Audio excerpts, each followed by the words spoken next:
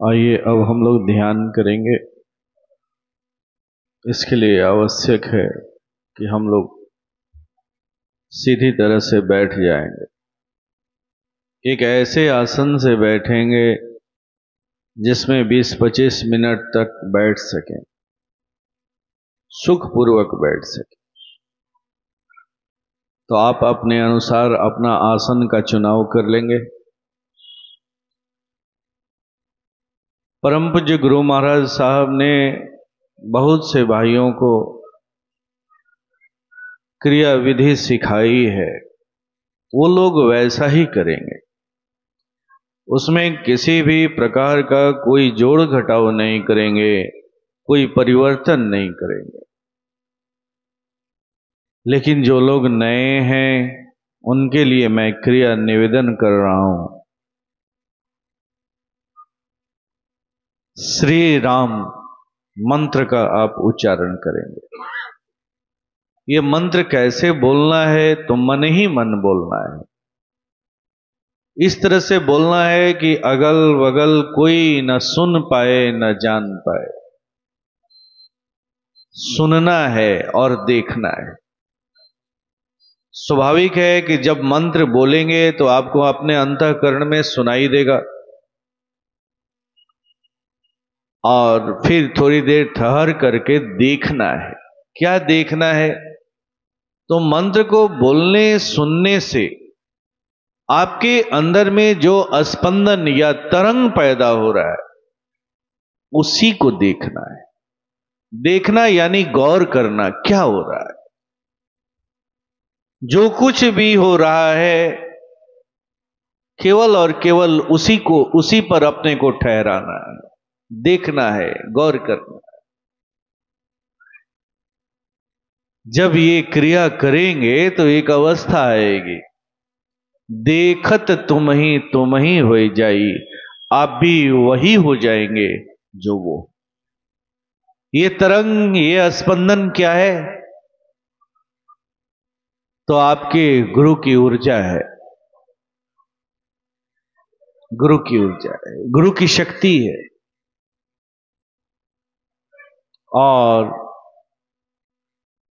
जैसे ही उस शक्ति से आप योग करेंगे आप भी वही हो जाएंगे जो है, क्योंकि इस मंत्र में गुरु की शक्ति छिपी हुई है। गुरु जी ने जब हमें मंत्र दिया तो अपनी ऊर्जा से उसे एक्टिवेट करके दिए। मंत्र जैसे ही बोलते हैं मंत्र की स्थूलता टूटती है और वो स्पंदन, वो तरंग अनुभव में आने लगता है। किसी किसी को प्रकाश की भी अनुभूति होने लगती है। तो जो कुछ भी अनुभव में आ रहा है केवल उसे देखते रहना है। देखते देखते वो अवस्था आएगी, देखत तुम ही हो जाए, आप भी वही हो जाएंगे। ये है क्रिया जो हम अभी करेंगे। आज मैं कुछ और चर्चाएं करूंगा इस पर, जहां हमारे साधक भूल करते हैं। ध्यान के समय वो कुछ ऐसी जाने अनजाने उदंडता कर जाते हैं जिससे ध्यान सिद्ध नहीं हो पाता है। शिकायत करते हैं कि जी आपने जो बताया था वो ध्यान नहीं हो रहा है। तो आप कहां कहां भूल करते हैं, आइए आज थोड़ा सा उस पर भी चर्चा कर लेते हैं। पहली भूल कि जो ध्यान की क्रिया अभी मैंने बताई है उसमें यह भी बताया जाता है कि इस समय में कोई कल्पना नहीं करना है, कोई अनुमान नहीं लगाना। जैसे हमने किसी भाई से सुन लिया कि उनको ध्यान में ऐसी ऐसी अनुभूतियां हो रही थी। अनुभूतियां सुन करके हम प्रभावित तो हो जाते हैं। अब हम भी कल्पना करने लगते हैं कि मेरे साथ भी ऐसा ही हो रहा है। या ऐसा ही हो, ये शर्त रखते हैं या कल्पना करने लगते हैं, यहीं आप ध्यान से हट गए। याद रखिएगा, ये पहली बहुत बड़ी भूल है। 90% साधक इस भूल को करते हैं। आपको कोई कल्पना नहीं करना है, कोई अनुमान नहीं लगाना है। याद रखिए, अभी बड़े सुंदर तरीके से धनंजय जी ने सजा करके रखा अपने विषय को। क्या सजाया? तो कलयुग से द्वापर, द्वापर से त्रेता, त्रेता से सतयुग। ठीक है, ऐसे ही आपका भी, आपके अंदर में भी हर व्यक्ति का जो चरित्र है वो अलग अलग है। इसलिए कोई जरूरी नहीं है कि जो मेरे दोस्त को अनुभव हो रहा है, मेरे बगल में भाई जो बैठे हैं उनको अनुभव हो रहा है, वही अनुभव मुझे भी हो। ये कोई जरूरी नहीं है। ये उनके लिए है, आपके लिए कुछ अलग भी हो सकता है। इसलिए आप कोई कल्पना न करें, कोई अनुमान न लगाएं। याद रखें इस बात को। ये पहली सजगता है। दूसरी गलती क्या करते हैं?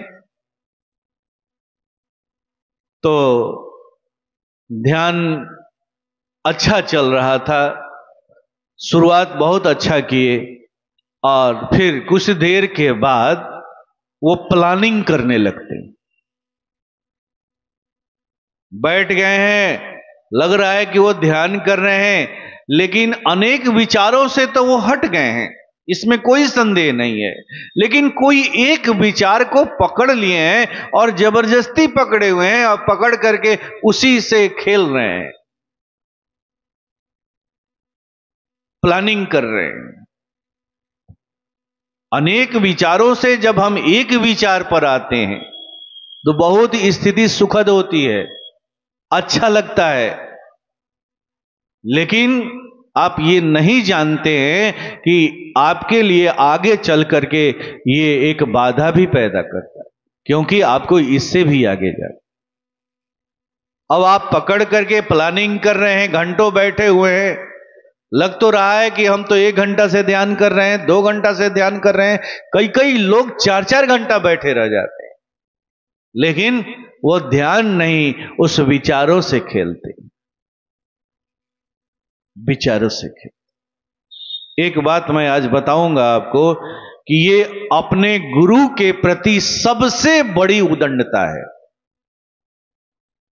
छोटी मोटी उदंडता नहीं है, बहुत बड़ी उदंडता है, बहुत बड़ी। कैसे है? तो इसे मैं समझाता हूं। आप किसी को पुकार रहे हैं और वो व्यक्ति आकर के आपके सामने खड़ा हो जाए और फिर भी आप उसको देख नहीं रहे, उसे बात करने का प्रयास नहीं कर रहे, तो क्या करेगा वो व्यक्ति? अपने आप को अपमानित महसूस करेगा और थोड़ी देर इंतजार करेगा और लौट जाएगा, लौट जाएगा। ठीक यही क्रिया यहां भी होती है। हमने मंत्र बोला, अपने गुरु को आवाहन किया, मंत्र बोला यानी गुरु को आवाहन किया,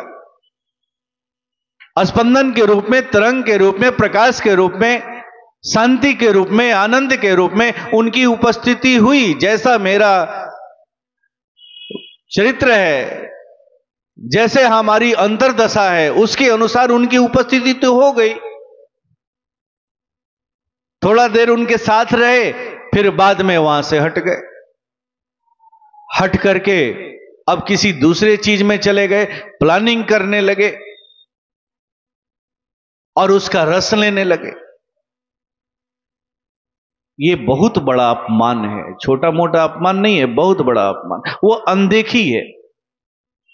ऐसे साधकों के साथ क्या होता है, कुछ दिनों के बाद वो स्पंदन, वो तरंग अनुभव में नहीं होता है। बार बार मंत्र बोले जा रहे हैं लेकिन कोई सुनवाई नहीं है। वो तरंग, वो स्पंदन अनुभव में नहीं आता है, वो प्रकाश की अनुभूति नहीं होती है, वो शांति, वो आनंद कहीं लुट जाता है, खो जाता है। और आप बार बार शिकायत लेके आते हैं कि अब नहीं हो रहा है, पहले जैसा नहीं हो रहा है। कैसे होगा? आपने कभी ध्यान दिया है कि आप कहां भूल करते हैं? नहीं ध्यान दिया। हाँ, कुछ ऐसे लोग हैं जहां विचार स्वतः ही आता है, वो बात अलग है, वो स्थिति अलग है। उस स्थिति को इस स्थिति से न जोड़े। जैसे ही विचार आता है तो उसके लिए भी बताया जाता है कि जैसे ही विचार आने लगे आप पुनः गुरु मंत्र को बोले, अपने गुरु को याद करें। जैसे गुरु का तरंग स्पंदन प्रकट होगा वो विचार भाग जाएगा। जब तक उसके प्रभाव में रहेंगे वो विचार नहीं रहे। फिर विचार आएगा, फिर विचार आएगा तो फिर पुनः पुनः मंत्र को दोहराएं। ये संघर्ष कुछ दिन तक चलता है, चलेगा, और एक दिन आप अपने गुरु को सिद्ध कर लेंगे। लेकिन ये प्रयास करना होगा। लेकिन आप क्या करते हैं कि ये प्रयास नहीं करते और अब विचारों का रस लेने लगे। कहीं मकान बन रहा है तो मकान कैसे कैसे डिजाइन बनेगा, और मन में मकान का वो डिजाइन बना रहे हैं। कहीं यात्रा कर रहे हैं तो उसकी प्लानिंग कर रहे हैं। तरह तरह से आप अपने विचारों का रस लेने लगते हैं। रस लेने, इससे बचना होगा आपको, याद रखिए। तब जाकर के ये क्रिया, ये साधना आपको कुछ परिणाम दे पाएगी, अन्यथा नहीं दे पाएगी, नहीं दे। इन छोटी, देखने में ये चीजें छोटी छोटी लगती हैं, लेकिन ये छोटी नहीं है, आपके जीवन को बदल देने वाली हैं, बदल देने वाली। तो आइए वो क्रिया करें। श्री राम मंत्र का उच्चारण करना है। कैसे करना है? तो मन ही मन करना है, सुनना है और फिर देखना है। क्या देखना है? तो मंत्र को बोलने सुनने से जो स्पंदन, जो तरंग अनुभव में आ रहा है उसे ही देखना है। देखते देखते एक अवस्था बनेगी, देखत तुम ही हो जाइए, आप भी वही हो जाएंगे। क्रिया इतनी करनी है। इसके पहले गुरुवंदना होगी। जैसे ही गुरुवंदना समाप्त हो जाए, मौन होकर के, शांत होकर के इस क्रिया। ओम शांति।